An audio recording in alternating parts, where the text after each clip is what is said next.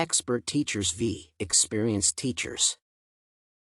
Most educators erroneously believe that more years of teaching experience make better teachers. In Teachers Make a Difference, Hattie disagrees with this notion, positing that excellent teachers should be identified by their expertise, rather than by their experience. This paper presents my reflections on this distinction between expert teachers and experienced teachers. My position is that one does not need to have years of teaching experience to be considered as an expert teacher. To begin with, teachers need adequate training, access to relevant resources, and a particular set of habits of mind to ensure exceptional effects on student learning. Given that what students bring to the table predicts achievement more than any other variable, proper training is required in designing fully inclusive plans and in relationship building. Besides, I believe that students should have access to interactive, individualized technology resources.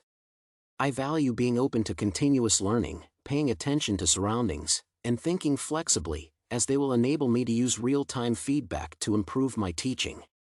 In short, proper training, adequate resources, and these habits of mind will help me become an expert teacher from the outset. That being said, expert teachers are able and ready to compensate for insufficient resources or training. One way to compensate is to design lesson plans that allow for the sharing of resources. Giving longer assignment windows also ensures that students gain access to scarce resources. Additionally, I can compensate for insufficient training by co-teaching with an expert teacher for some time. This would give me the chance to observe them and incorporate their methods into my teaching. However, I would ultimately address gaps in my training by pursuing professional development opportunities.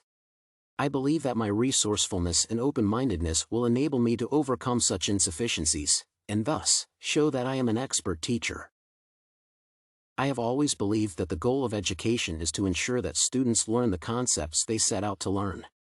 All other factors matter only if they work together to assure the achievement of the learning goal. Therefore, I agree with Hattie's observation that student achievement is influenced the most by excellence in teaching and not by teacher experience. That is, I think that teaching that ensures maximum understanding matters more than the experience of a person delivering the lesson. I believe that my current skill set and forthcoming training will enable me to demonstrate most of Hattie's attributes of expert teacher. However, some of the attributes such as deep representations about teaching and learning, being a better decision maker, having a complex perception of classroom situations, and being more automatic will take time. This is because these attributes can only develop through increased interactions with content and with my students during the teaching process. Based on the discussions here, I can confidently say that my Algebra First teacher was an expert. He always tied each lesson to fundamental concepts, and he knew how to address everyone's needs to ensure they were learning. His classes were also characterized by a lot of student involvement. He respected his students, and it was clear that he enjoyed teaching. His students always reported a much better understanding of the material, which was proved by their performance on tests.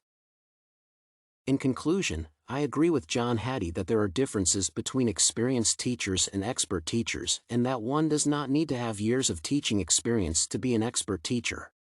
It is true that some of the outlined attributes that define an expert teacher necessarily take time to develop. However, I believe that having the proper habits of mind and getting proper training can set one up to be an expert teacher from the very first day of their career as a teacher.